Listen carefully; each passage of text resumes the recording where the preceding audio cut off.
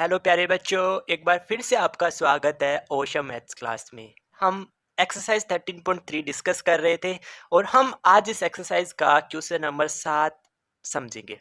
एक एक क्वेश्चन का हल कराने का मेरा मकसद यही है कि अगर आपको किसी एक ही क्वेश्चन में डाउट हो तो आपको उस पूरी एक्सरसाइज का वीडियो देखने की जरूरत नहीं होगी। आपको जिस भी क्वेश्चन में डाउट है उस क्वेश्चन नंबर को आप सर्च करो, आपको प्लेलिस्ट मिलेगी। उस प्लेलिस्ट में आप उसी क्वेश्चन को जाके देखो जिस क्वेश्चन में आपको डाउट है। इससे आपका समय बचेगा, यही मेरा उद्देश्य है। तो आज हम समझते हैं सबसे इंपॉर्टेंट क्वेश्चन है क्वेश्चन नंबर 7। सबसे पहले अपन इस क्वेश्चन नंबर 7 की लैंग्वेज को समझेंगे। सबसे पहले अच्छे से क्वेश्चन को रीड करो और जैसे आप रीड कर लोगे, क्वेश्चन समझ जाओगे, तो हम इसका डायग्राम बनाते हैं, फिर उसका अपन हल बना लेंगे। ये अपन स्टेप फॉलो करने वाले। तो सबसे पहले हम क्वेश्चन को अच्छे से समझते हैं। क्या कह रहा है? 32 सेंटीमीटर ऊंची और आधार त्रिज्या 18 सेंटीमीटर वाली एक बेलनाकार बाल्टी रेत से भरी हुई है।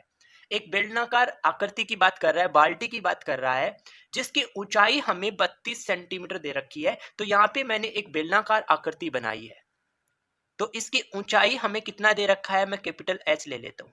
ये हमें दे रखा है बेलनाकार बाल्टी की ऊंचाई 32 सेंटीमीटर दे रखी है।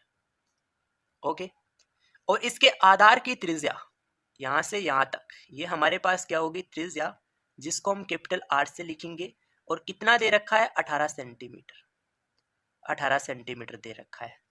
आगे देखो, इस बाल्टी को भूमि पर खाली किया जाता है, यानी इस बाल्टी में जो मिट्टी भरी है, जो रेत भरी है, इसको हम क्या करते हैं, जो भूमि है उसके ऊपर खाली कर देते हैं और इस रेत की एक शंक्वाकार ढेरी बनाई जाती है। जैसे देखो मैंने यहाँ पे बनाया, क्या बनाया, शंकु बनाया।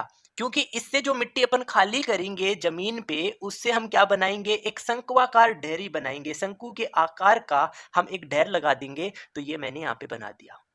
यदि शंक्वाकार ढेरी की ऊंचाई, जो शंक्वाकार हमने जो मिट्टी का ढेर बनाया उसकी ऊंचाई आपको दे रखी है, जिसको हम स्मॉल एच कह देते हैं, और ये स्मॉल एच हमें कितना दे रखा है, 24 सेंटीमीटर।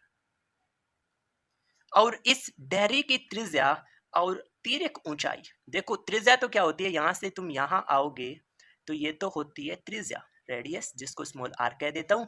और आप इस वर्टेक्स से यहां तक की डिस्टेंस को देखोगे तो ये होती है एल, जिसको हम कहते हैं तिर्यक ऊंचाई। तो आपको स्मॉल आर और एल का मान निकालना है। तो सबसे पहले तुम स्मॉल आर निकालो, उसके बाद हम स्मॉल एल का मान ज्ञात करेंगे। इंपॉर्टेंट क्वेश्चन है, समझो। तो सबसे पहले मैं फॉर्मूला बना रहा हूं, तो समझना मेरे अच्छे से पॉइंट को। आप मुझे बताओ कि ये शंकु जो बनाया, ये किस आयतन से बनाया, किस मिट्टी से बनाया? उसी मिट्टी से तो बनाया जो हमने इस बेलनाकार बाल्टी में भर रखा था। यानी इसका मतलब यह हुआ कि इस बेलनाकार बाल्टी का जो आयतन था, वही तो आयतन इस शंकु का आयतन होगा। यानी इन दोनों के आयतन को बराबर कर दो। मतलब समझ में आया? बस अगर आप ये चीज समझ गए तो सॉल्यूशन आपको समझ में आ चुका है। तो मैं फॉर्मूला बना रहा हूं, ध्यान से सुनो। क्या करेंगे, शंकु का आयतन बराबर हो जाएगा बेलनाकार बाल्टी के आयतन के, आयतन के। अब मैं हर वीडियो में बताते आ रहा हूं कि प्यारे बच्चों, आपको फॉर्मूले याद होना बहुत जरूरी है, तभी आप इस चैप्टर सरफेस एरिया वॉल्यूम के क्वेश्चन को बना पाओगे। अगर आपको फॉर्मूले याद नहीं तो आप इस चैप्टर के क्वेश्चन नहीं बना सकते। तो आपको फॉर्मूले याद होना अच्छे से बहुत जरूरी है। मैंने कंप्लीट प्लेलिस्ट बना दी है फॉर्मूलों की, आप वीडियो जाके देखो और उनको अच्छे से याद कर लो।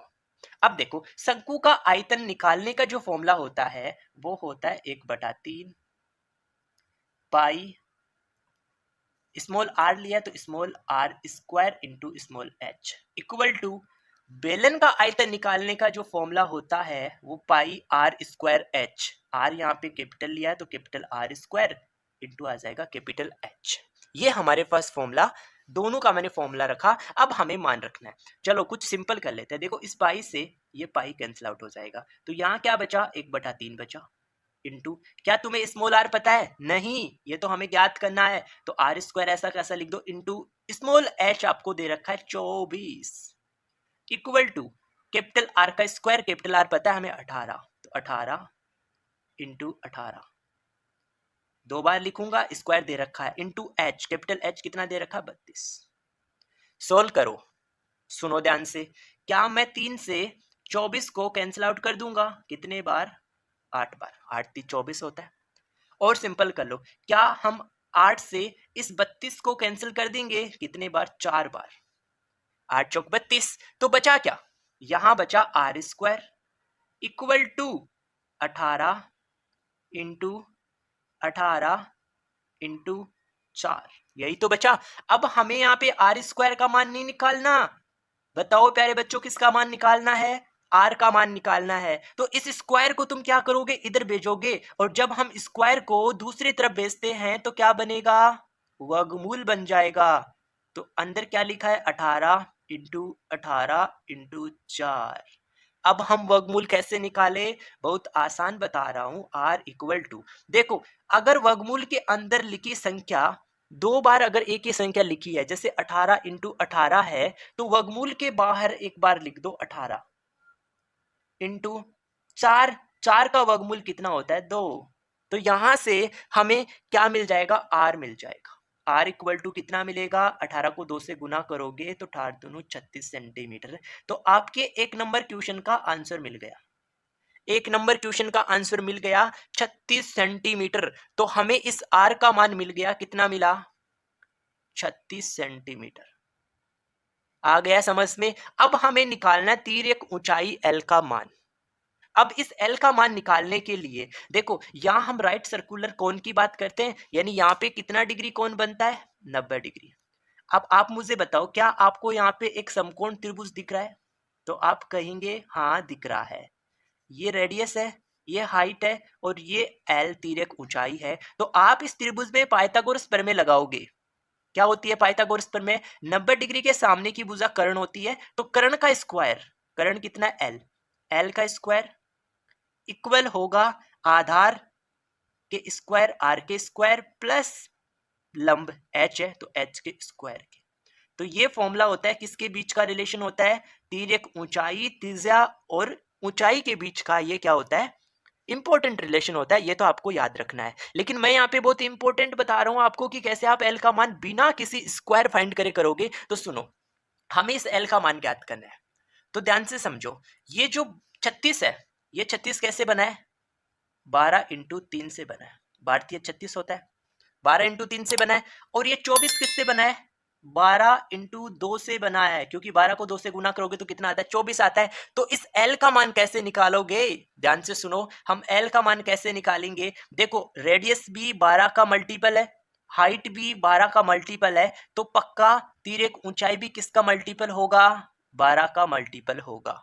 समझ में आया? आगे देखो, अब आपको पता है कि ये L निकालते हो तो तुम क्या करोगे? R का स्क्वायर करोगे, H का स्क्वायर करोगे। तो 12 का मल्टीपल तो कॉमन था, हमने ऐसा कैसे लिख दिया? अब इसके साथ क्या बचा? 3 बचा।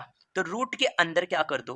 3 का स्क्वायर कर दो। 3 का स्क्वायर 9 आ जाएगा, फिर प्लस यहाँ क्या बचा मल्टीपल में? 2, तो 2 का स्क्वायर कर दो 4। यही हमारे पास किसका मान आ गया?